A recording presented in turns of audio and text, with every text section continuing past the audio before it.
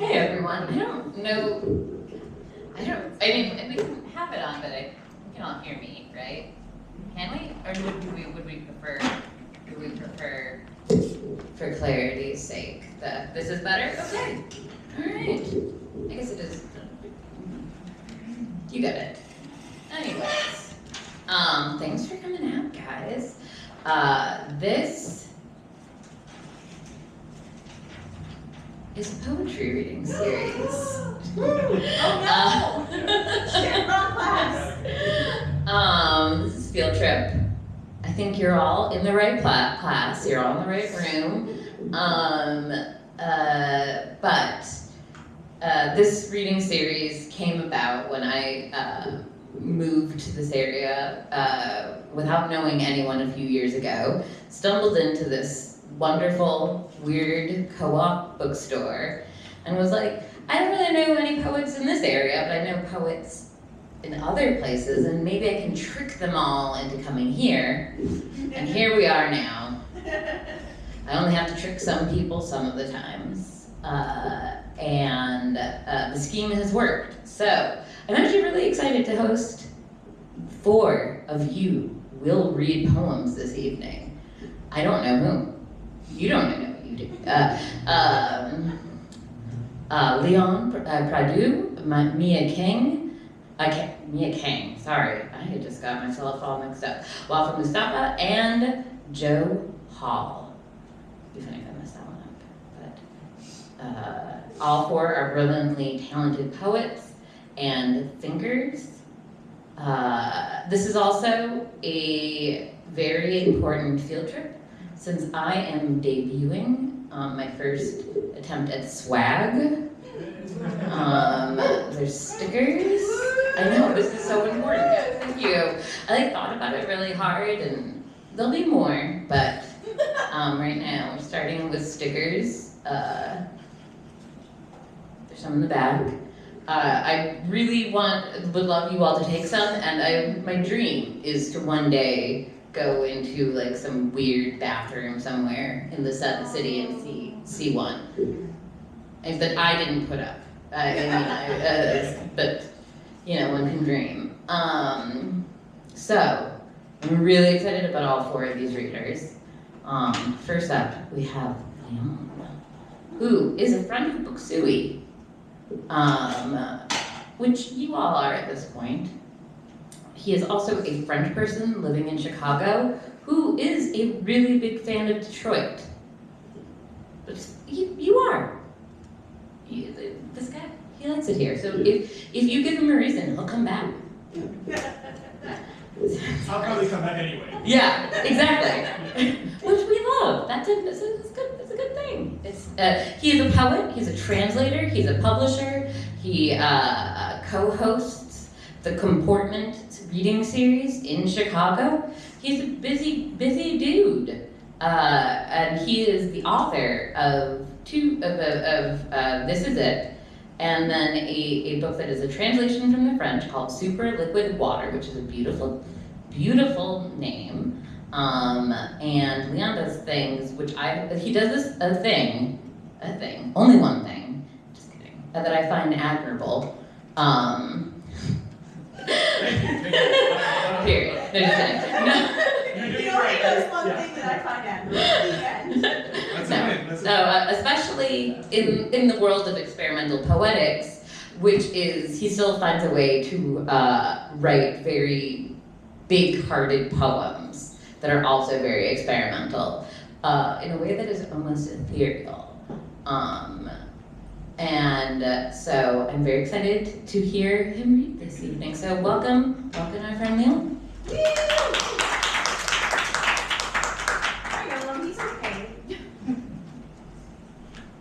Thanks, Christine. Okay, this is good. All right. Hi, everybody. Hello. I'm going to read from this Super Liquid Water book.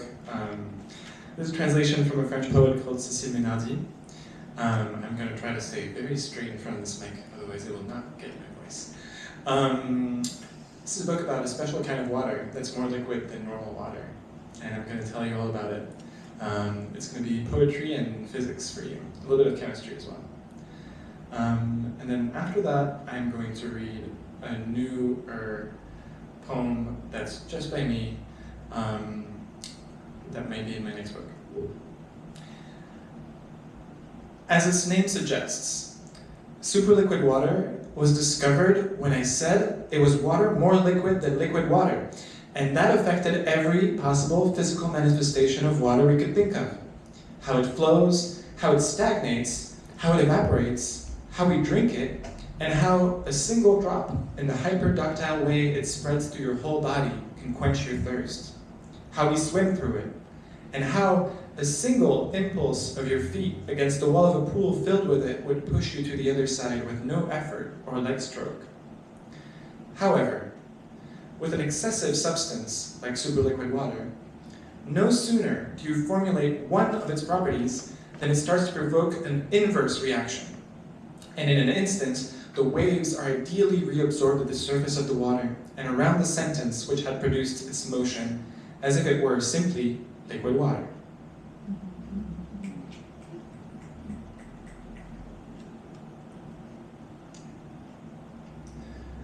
"20% real," sorry, I'll start again. I keep making that mistake.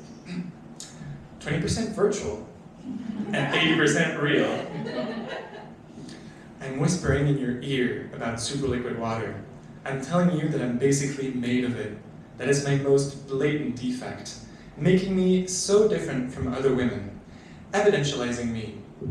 Spoken in your ear, these words sound just like such water should. And for such closeness, I'm using 3 S's in such. Yet, you understand these words almost better than if you were hearing them in the air, because, allow me to clarify, we've slowly gone underwater. After a few sentences, you become the endless siren of yourself. You can make out your legs, your chest, under something broader than the world that you stir up through layers of water.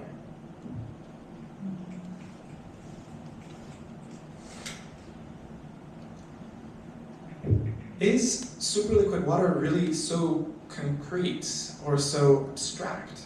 Or is it determined by 2 contradictory elements, conditions within language?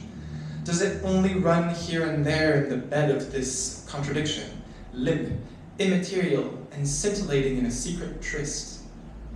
But isn't the notion of concreteness just another abstract notion? And isn't water always concrete in the way notions make it emerge, abstractly drinkable, a text of drinkable superliquid water? I turn on a flashlight in dark and run its beam on the walls of a large green pool with a single smooth flick of my wrist. Depth and surface are moved in their geometral speculations, fresco and bodies pushed back to tomorrow. This doesn't seem to have a temperature.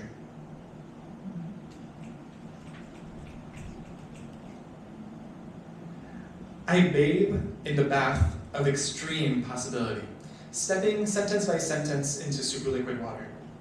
My heart rate impossibly slow as I descend, my pace impeded tenfold, with a ponderous grace I frankly didn't think I had. I descend with the shutter speed that allows a photo to appear as welcoming as possible for you to bathe inside, entering it with your smooth and flexible body with one single release, pretending to faint, to make people say, "It's so nice," or entering progressively, kneeling at a certain point where you decide to stop moving. And soon, you can't tell us apart in this photo we shape, me, my movement, and the water being set in contact with each other. And if the photo starts moving, don't be fooled. This doesn't mean it's video. It's a kind of ambient photo, just like you'd think of ambient light. It's real everywhere. It gets developed everywhere at once, with no point of view, and just as pearly.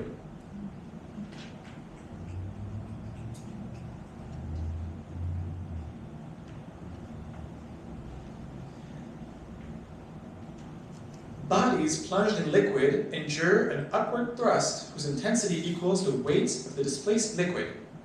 Sure, but that leaves out how very heavy superliquid water is, and how each object thrown or falling in is immediately expelled from it like an ejector seat, like the recorded dive of a body played in reverse.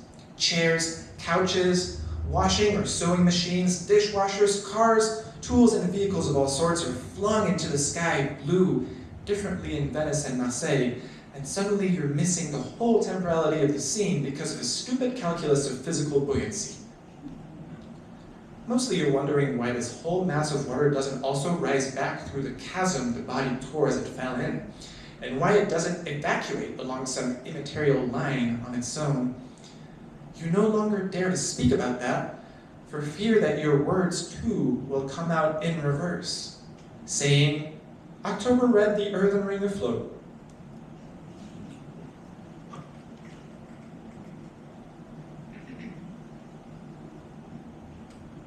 I have two more from this. Unless you progressively instilled more and more narrative, how could you measure the levels of superliquid water rainfall after a night's work? Its precipitation rate in the book. Doesn't the book shrink as I write it, fill it with water, sublimating the sweat, tears, discontent, a dissolving kiss, love's dissolvence, the continuous current of forgetfulness, the local and microscopic aqualescence of everything, i.e., the pinnacle of delight? My modern powered levitation, it takes place in water. It happens there. I gather it there, most successfully obscuring it just to obscure it.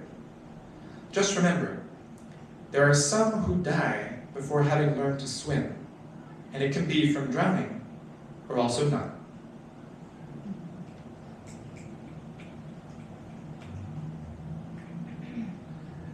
In superliquid water, every lunatic and versatile aspect of existence shows up in some way.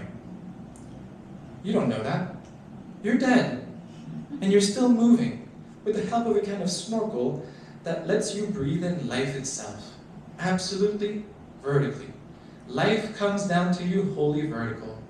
In a few breaths, you've publicly become more alive than anyone, and everyone starts believing it and confusing you with life itself, waxing poetic, and you're on the sidelines, quite dazed.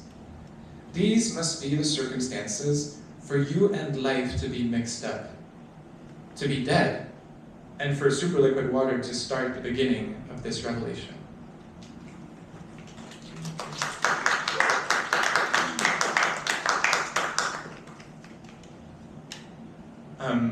When I don't translate other people's work, I write my own poems, but then my own poems are often translations as well. So this is one of them.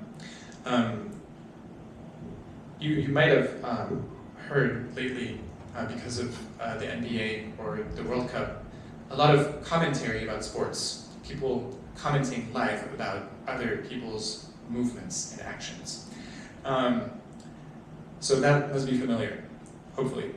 But has any of you heard about karjitsu? That's what I thought. So, jujitsu in a car. Yeah. So these are captions from commentary on karjitsu fights. And they're kind of translated back and forth from Russian into English into French and then back to English, so there's a lot of languages, but I'm just going to bore you with English and French for tonight. This is one round. Be about 5 minutes. Foreign, he's a 200-pound grappler from Branson, Missouri. A big, strong, athletic grappler. Graveleuse de Branson, Missouri. Un gros athlétique s'agrippe tant que les mecs peuvent top. Ça va être ça, c'est les plus gros mecs, alors on y va. Guys can top that. It's gonna be, these are the bigger boys. So we're going. All right. So, Rance, come here. Actually, relax. Too much. Yeah, all right. And so, he slides his right knee over. Détends-toi un peu. Trop. Yep. OK. Et donc, tu as vu qu'il glisse son genou droit vers dont les deux genoux doivent toucher un siège. Into, both knees have to make contact with the seat. Importantly, that's the best position to steering wheel. Il importe fort qu'il superpositionne pour voler. A little bit of space here so he can side door, which doesn't seem like it's an unintentional eye poke there. He's got a choke with his left hand. Goodness, from the officials to watch the fingers. Il a l'étranglement de la main gauche, de la bonté divine des officiels me disent de regarder les doigts. Il cherche le bras gauche. Là, je sais pas trop ce qui se passe. He's looking for the left arm. Now, I'm not sure what's happening.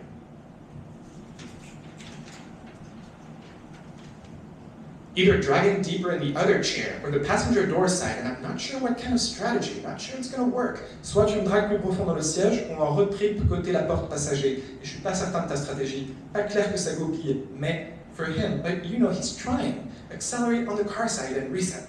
So we're going to get a reset. Et là, je contrôle ton poignet. Et ouais, Marc, encore une fois, j'ai le contrôle de ton poignet. C'est pas le plus futé, Marc. Wrist control now. Yeah, Mark, you always let me have wrist control. That's not the smartest move. Yep, but I can let you do whatever and still dominate your ass, so I don't care. Donc, m'en fous. Mais regarde, il s'est mis dans une hyper dominante position, là, ceinture et tout, méchante ci-dessus. But look, he's got an extremely dominant position here. Belt and all, that's so mean here on top and striking at the throat, forced to just defend. And it's so exhausting. Oh, I love these men keeping his arms.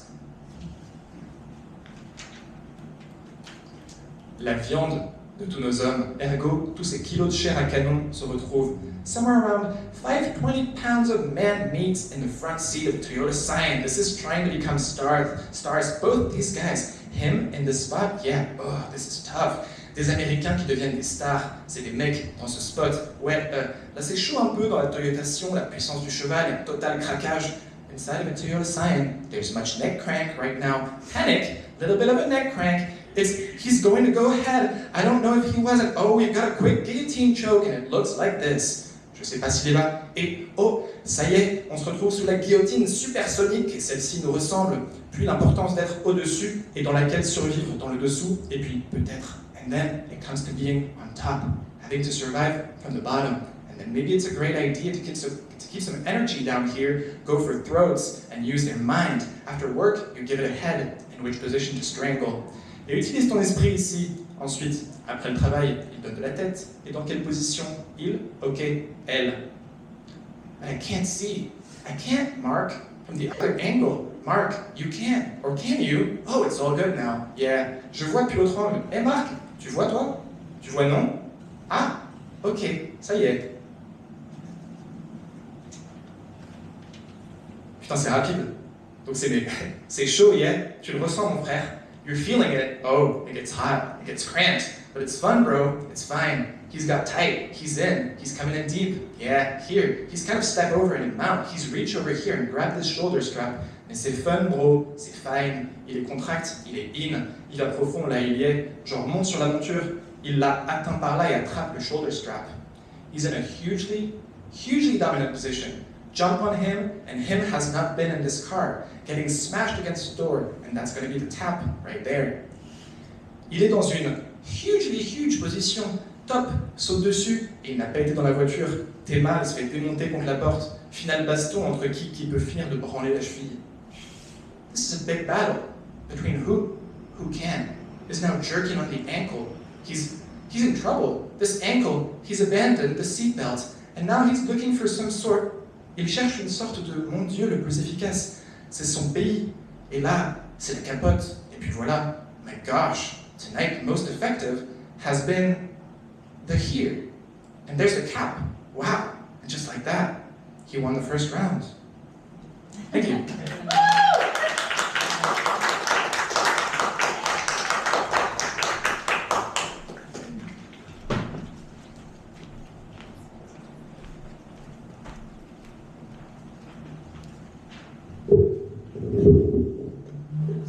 That's fun.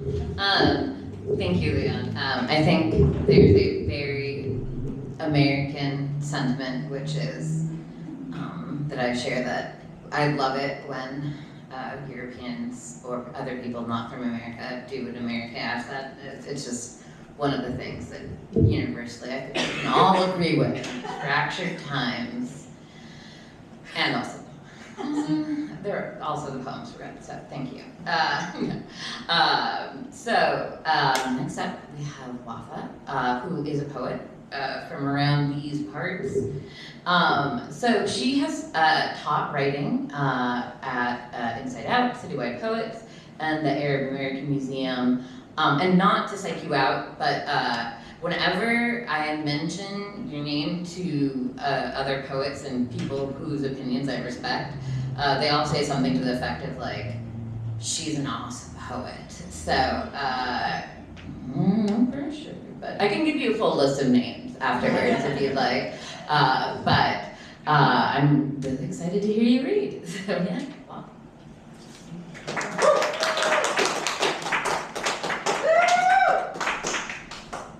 That is a long question. Sorry, I'm sorry. But it's true.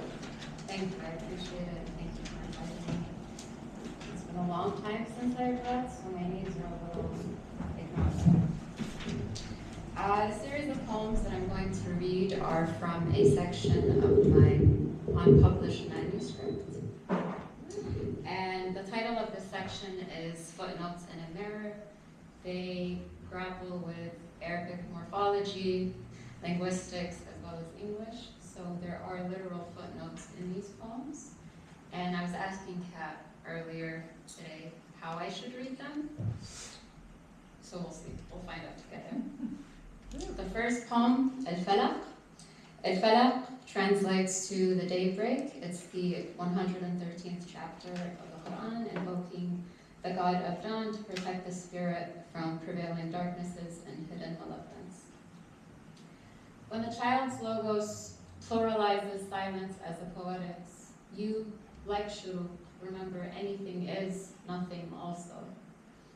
And when Rosalie, you brine and mangoes and the hard, sweet, sour vortex, you think neither this nor that, but everything is a spider spinning caution to a bird. And when a synaptic denouement phrase the oculus of memory, history by any other metaphor becomes red and redundant. And when only ruins can express affect completely, do you get the lullaby, the ritual, the promise, that song which wastes peripheries and stops in spirits like the prophet? And when rigorously you sleep from the condition of thus, your grief rehabilitates in a metaphysician's halfway house. And when paranoia declares anything, anybody, a pilgrimage, a maxim, or just psychic excess in the velvet of consonants, you blur like the Sharqi horizon. Then, in the conference of that immediacy, the sky's lapis knots your Opelian eye to its all, and lineates the unfathomable on each end of yours and the child's essence. There were 4 footnotes in the poem. 4 words. Sorry, I couldn't read them. I don't know how to. Kalos emphasis. For Hamdallah in the past, present, and future perfect. Hamdallah, for those who don't know, is a character created by Palestinian cartoonist Najil Ali. He's a young boy who was born 10 years old and remains 10 years old, the age Najil Ali was when he became a refugee. He's always depicted with his hands behind his back, turning away from the viewer. And Hamdal in Arabic is a homophone for we will remain. It's also the name for the bitter colocynth, the bitter apple. If you cut a part of its plant, it will regrow, no matter where you cut it. And the epigraph for this poem is a line from one of his good friends, Iraqi poet Ahmed Matar. وهل من الحنظل يمكن تقطير العسل? And can honey be distilled from the bitter apples? A world unsolved in the Aeolian drift, sniped into stasis from the what-if of and. I wish to trade tomorrow for a better bird, to obviate the fog between a monologue and the heft of a blue pause winged in the spores of a vowel. However cumulent the sniftanin, between their ideated and narrow inner. The delta's prolix palindromes the eye where we sleep on ragged cloaks, tenderly dreaming each great scene with its faint breath, the lelia of this and that myth mosaic from debris. The jugular imperative tourism sentimentary from the urn of tiled seas, and crimson the folium like apples with each of our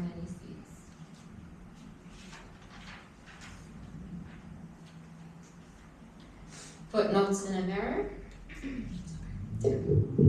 Your dream was ridiculous, yes. Emphasis without wax, and for a lung hum you thought to await more than the velveteen whim of falling lunarily from almas to bone. Then again, when already, the quiet second-hand sukoon. Out lilacs, the axum of isness, the daisy's eye, amply yes, unnested or procured in lieu of the heap of daffodils, rung wherever the self, eternal, auroral ode.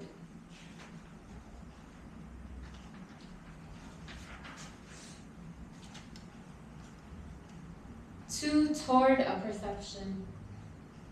You dilate at the letter and blur, then rig two temporal conditions between bifurcate and dhul-fiqar, and wonder which causality, which nexus, the river or the sword. Either way, the radiance, by any means, muthanna. You engraft portraiture with more posture, mutual savoir-faire, and there in that wide wind of something wounded, you attest with a severed braid, not yours, but your mother's, and hers, and all. That whatever drudge and destinies each active proposes, yes.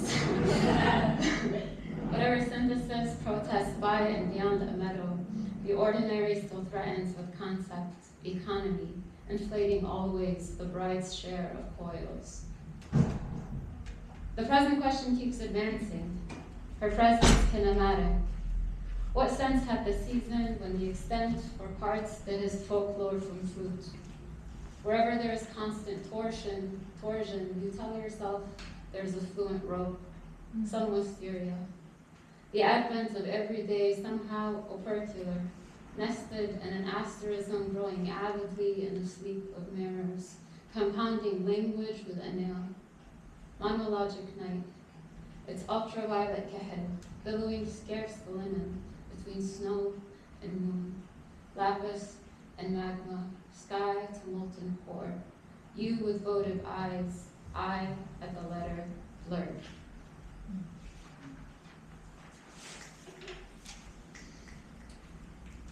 The Ain Yadil, O I, O night, it's a melismatic phrase in Arabic music, Arabic songs, and laments.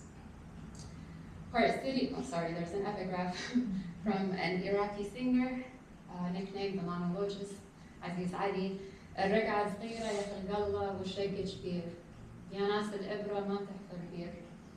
The patch is small, O creation, but its fracture is big. O people, the needle cannot dig a well. Part city, part fracture, you are 1,001 pendulums. Shahrazad deferred in the funeral procession of Braille. A midsummer yawn catching breath to lecture storm. To show the very inside of a threshold, how to brim the wide welcome of letting go. To aggregate sesame or sift the seven sides of every story told by silence. How there's still all of silence to stay suspended between velour and velvet. Part cautious, part conscious, you go salting the corners of your mind like your mother did the house. Custodian of conjuncting matter with thread or bread in any either, when daily the variables manipulate our means.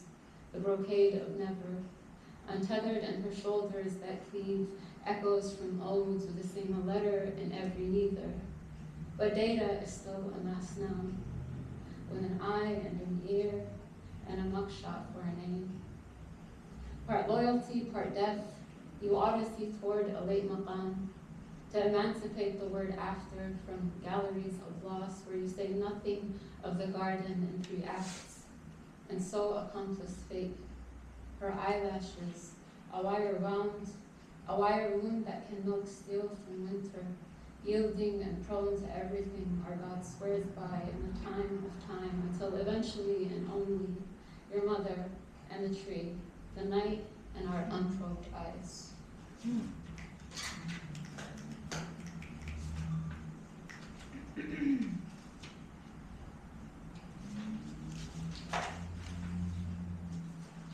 Mythonym.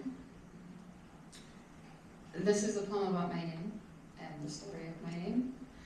For context, my name in Arabic means loyalty, but The root letters also connote and denote death. So as a verb, if you were to refer to someone who's passed away, you would say Wafaa, and my name is Wafaa. So this poem is a contemplation on the connection between those roots. To give the benefit of sound, the ear heard two truths and a leer, believing the moon when it followed and you mediated thus my own name. That means loyalty and reasonably death, as in, until then, my oath. Until then, soliloquies, laudal elegies, every unmasked Arab somehow an Arab that goes across to express a crossing. Arabi, when the moon, let's say, doesn't follow. The ghazal, after all, jaundiced like pickled mangoes, shared between Layla and Majnun, the rows of red, of not, and every rift you need for rhythm. Still the light ahead, slant like October in spring.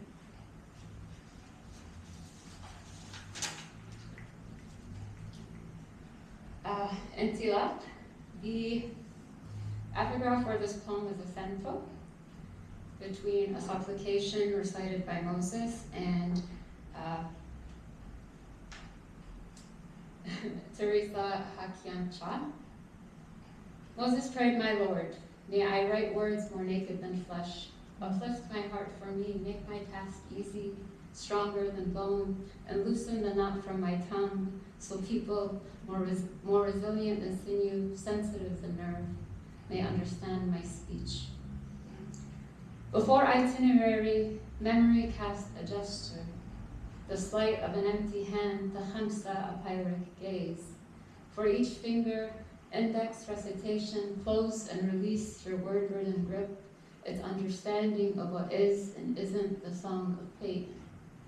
A mother inculcates the language of the nail, a clay tablet etching knots, unfurling breath, five-finger mnemonics.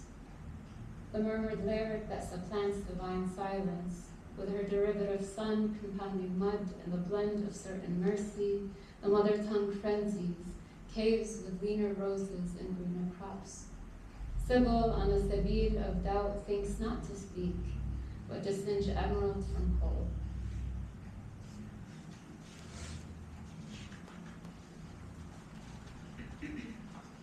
Well, you know, I think I need it. That's it. Thank you.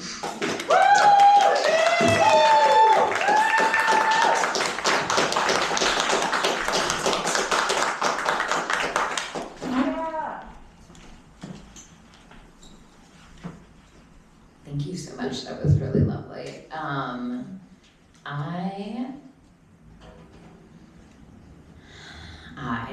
you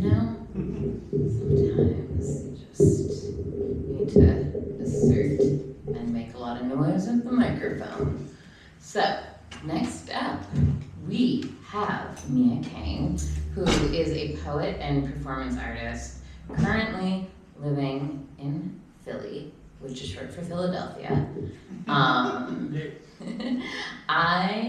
So actually it's funny because in my intro, and not to blow up your spot, but I'm sure you're gonna mention, is that I ran into her, or I witnessed her doing a performance arts piece in New Orleans Poetry Festival. She was doing a durational piece called Teresa, I Miss You, dedicated to Teresa Kang Cha, so, you know. And also, if that's not enough reason, I think everyone should get dictee on your book list right now. Go home, look it up, place an order here. We can order them in bulk. Everyone should read it, it's great. But also on that list is, it's easier to get because it's right back there, is Kang's recent book, All Empires Must, which is in a way an homage to dictee, or much like their performance art, they're echoes of it, or much like the haunting that you were doing of the New Orleans Poetry Festival. Your book is haunted by Cha's work. And it also deals with and fucks with the almost unbearable burden of history and empire and finds light within it. So I'm very excited to hear you read. So welcome Mia King.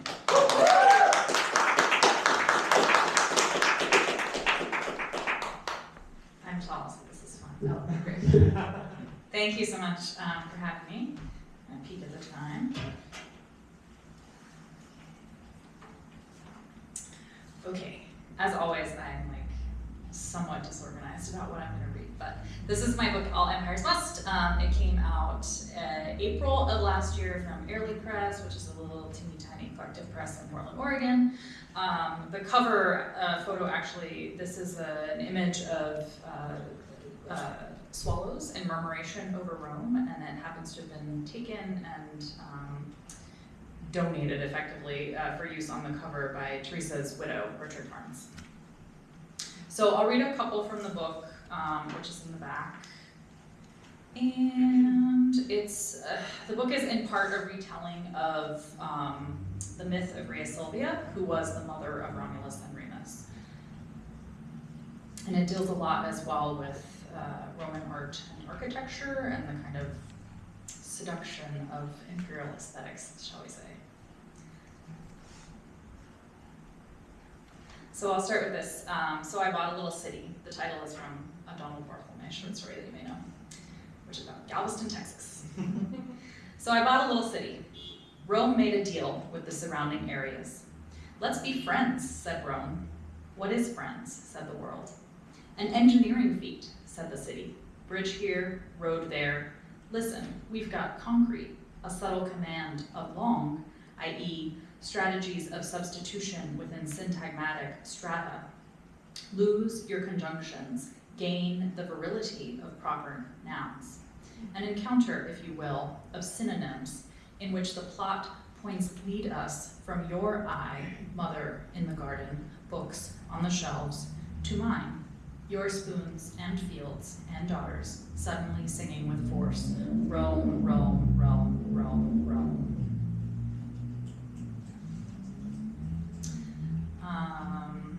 I will read Aurelian 1, which has an epigraph from my friend Hendrik Dye, who was my Roman art instructor in undergrad. Big nerd who wrote a book about the Aurelian Wall.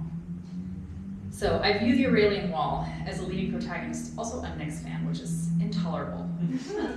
I view the Aurelian Wall as a leading protagonist on the Roman stage between the 3rd and 9th centuries, an approach perhaps susceptible to objections about putting, forgive me, the wall before the horse. Hendrik W. Dye, The Aurelian Wall and the Refashioning of Imperial Rome. Say a wall and a horse do meet on a dry day in some in-between century. Say the horse is sweating, resplendent, embarrassed, and full of secret hope. A horse is a good vehicle, and a wall is a good listener. Say the wall is long. The horse can walk alongside it. Does a horse aspire to jump a wall taller than its own head?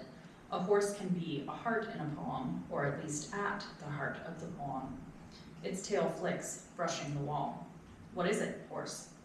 No one asks the wall its business here. Say the horse is a diversion, a regal moving forward machine. Say the wall's been watching the tomfoolery forever, counts one wish for every block of stone. Sure, a wall could yearn. Say the wall wishes it had legs. I'm glad you have the book because I forgot to bring a copy of mine. Okay, and then I'll read the second Aurelian poem, which sort of breaks up the same epigraph, Aurelian 2. I view the Aurelian Wall from within, appearing briefly as a leading protagonist on the Roman stage, this spiral staircase, this ascent, walking down the long durée as archer slits, bleed strips of light, a bus glints, a taxi rattles.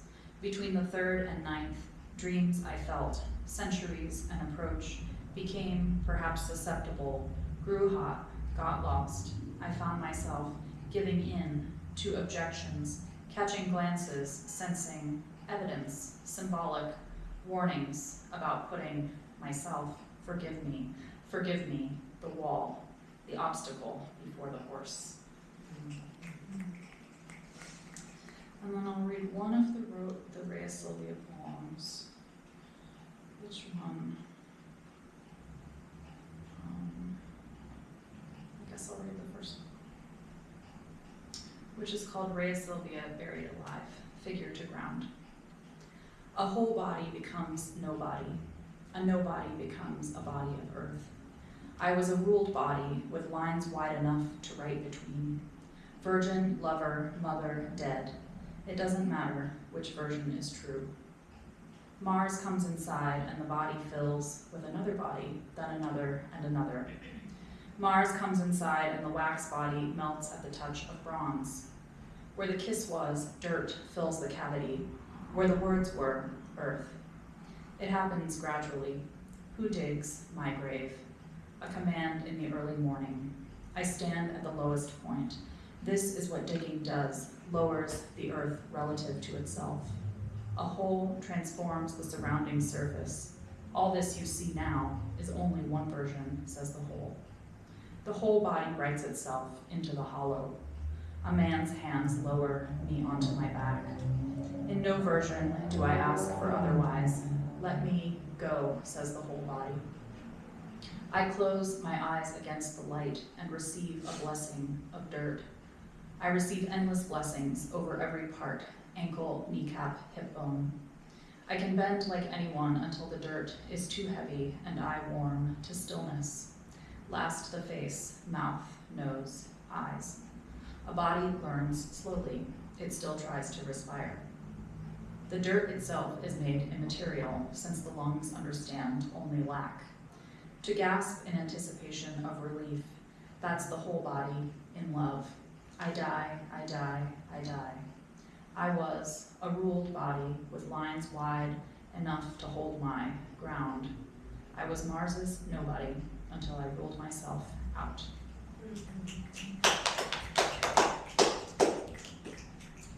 Okay, and then I'm going to read a few poems from a second manuscript which is finished but not published. It is called Parish Abolish, and it thinks about questions of solidarity, and half the poems start with titles that have the prefix ab, and half the poems start with titles that have the prefix para. So I'll start with Above, View from Birdley. Conventionally, the picturesque indulges elevation, a certain view onto managed land, epitomized by the ha-ha, the architectural folly, in which a recessed wall preserves the illusion of uninterrupted terrain. Walking, one would come to an edge, a sudden drop, and there would be contained by definition. But from the hill's height would see only what was always already framed by the repoussoir trees. For those who wished, this vision indicated the absence of labor, the people concealed by landscape. And some have tried to suggest this could be reclaimed, whether by revealing the technique or by depicting the people. But I would argue that leaves the view intact insofar as you can't unsee it. Imputing interiority might be a further violence, since we must assume our original outline to be flawed. In poetry, enjambment works as a kind of ha-ha, engendering things like the gendered division of labor, even in this house where we speak of the frame and the window and the visual cortex. See, we think without seeing, but we do not. The point is not to close your eyes, nor to imagine a utopia I'd have to give myself up to believe in, but to observe the bands of green and blue stacked up one behind the other, such that if we go down this mountain, we must climb another, and another, and another.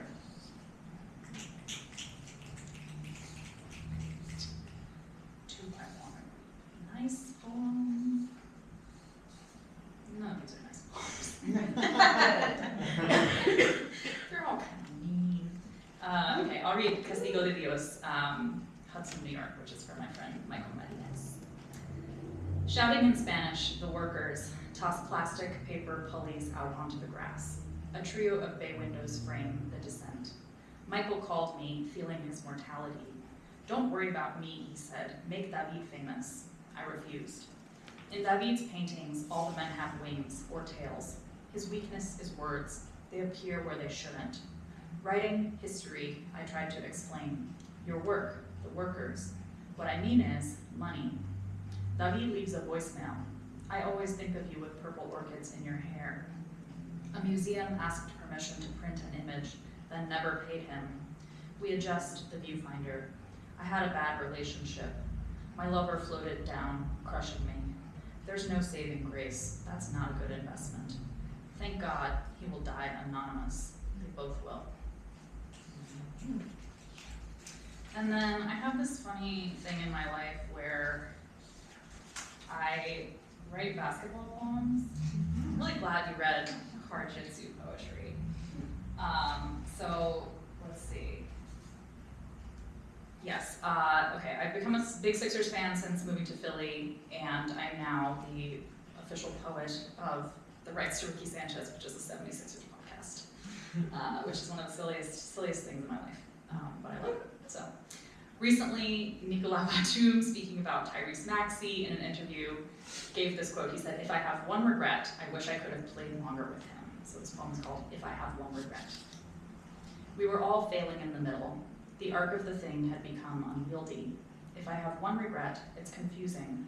Muscle memory for hope, or not squaring up while standing on a corner in another city.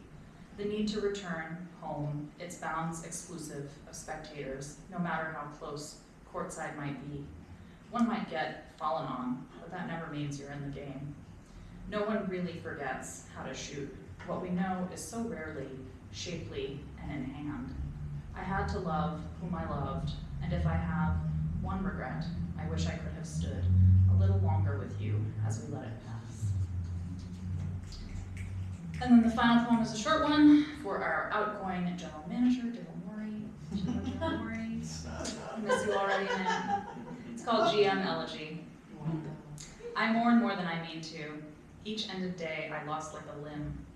For every prediction, all I really knew was what had been, that blaze, that time uncovering itself. Invention casts off its author, and I forgot to love that fact. I'd give it all back, to have it all back. My phantom fingers, my little mind. I knew too much, then nothing. Thank you.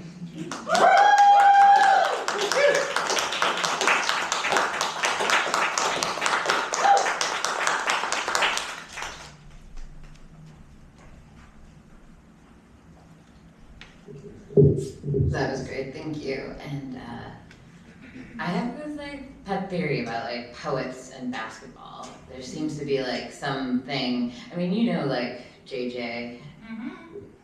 Yeah. JJ and I went on a trip with that podcast to New Orleans to watch the Sixers lose to the Pelicans. I believe that.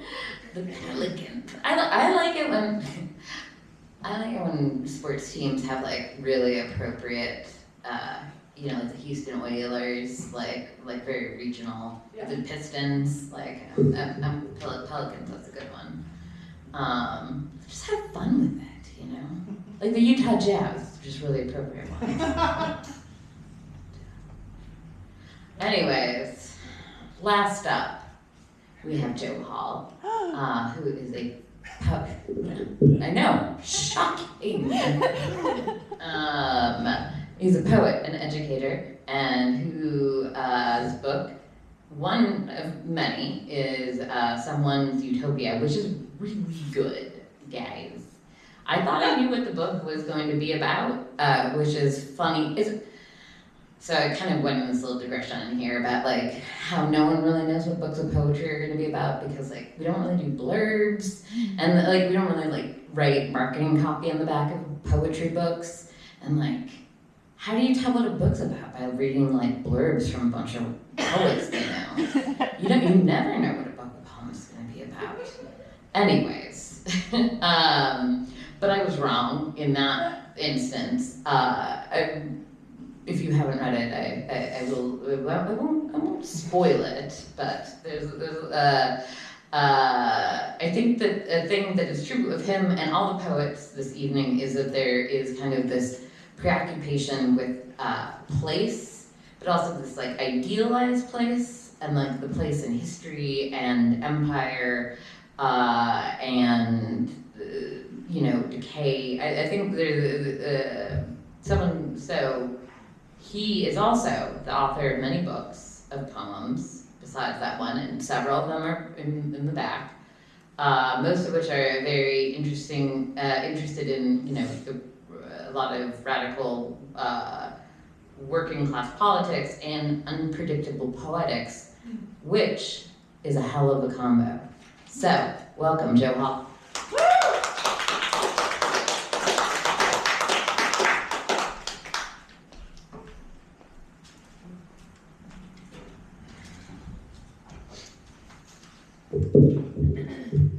Thanks. My father died on Monday, and yeah, it was in a really messy way that revealed a lot of things that we didn't know. So, I'm a little unsettled right now, but my first teacher in poetry, Lucille Clifton always said, poetry could transform anything you give it, whether it's rage or hatred or grief. So we're gonna just try to see if that's true today. Because I didn't, I thought about canceling, but do you all remember who Martin Gugino is? Does anyone ring a bell? So my partner knew him as just this really persistent older activist in Buffalo. And then we turn on the news, in 2020, we don't turn it on, we got sent the link or something. And, Martin's in front of City Hall, bleeding, from his head, just bleeding all over the pavement because a cop had pushed him down. The cops kind of walked by, and this was in The Guardian and Al Jazeera, right? And it just kind of became an emblematic moment for Buffalo and for some of the uprisings of 2020. And so this poem is for Martin, but all the people that Martin stood in for, that the cops had brutalized and medically neglected in Buffalo. It's called Double Deep Funded. In this damp branch channeling mist, this ear follows the sun in its arc, trying to sort knotted threads of radiation, after watching an old man see nose bleed from his gashed head because cops shoved him to the pavement outside City Hall. Most of Buffalo Common Council believes they're surrounded by bots, believes in their hearts people are not moved in response to Martin Gugino's blood spreading across City Hall's feet, and would rather reconjure any Satan than ever even pluck one bad apple from the holy tree of cops in the concrete garden of Gethsemane. Miles Carter, who built playgrounds, zip-tied in his words like he was Osama, after cops tackled him hands up, giving an interview to a news camera. So what if people's outrage is uniform and solid like bricks, and there are cops in the morning, unashamed, outside the courthouse to cheer their union bros let off the hook for cracking Gugino's head, and there the cops are at the lip of the protest, chanting fired, fired, fired, to the ex-cop kicked off the force for trying to stop her partner from choking a handcuffed man. Fired, fired, fired. When one cop's fingers fuse, expand, then the rectangular railway tie his hand has became drags him to the ground. His back stiffens, his too extended self becomes a silver rail. Another cop beside him seizes up, drops parallel in position. Another cop hinges downward dog, seizes the rails of the other cops. His rib cages flare like a nostril into a concavity, bright and sterile. People step in, late enough already. Buffalo Free Rapid Transit slides off.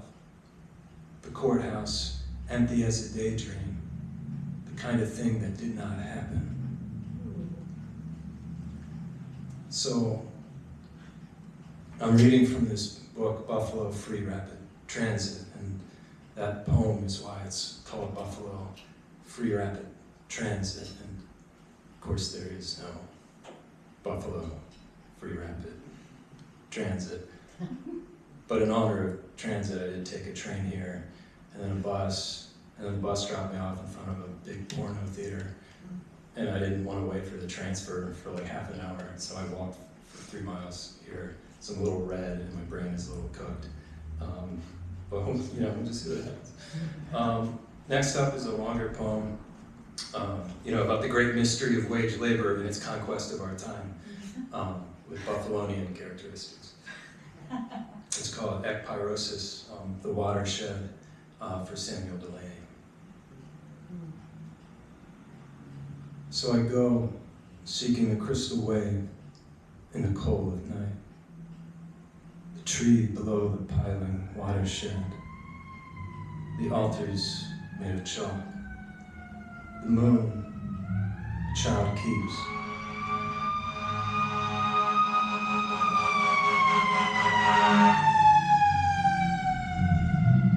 In a drawstring bag. So the river surges in the long planet of night. The banks rise like silver steps. Here saints' rattles. Here's the tooth sent by the assassin's wife. Midnight opens into a book of light.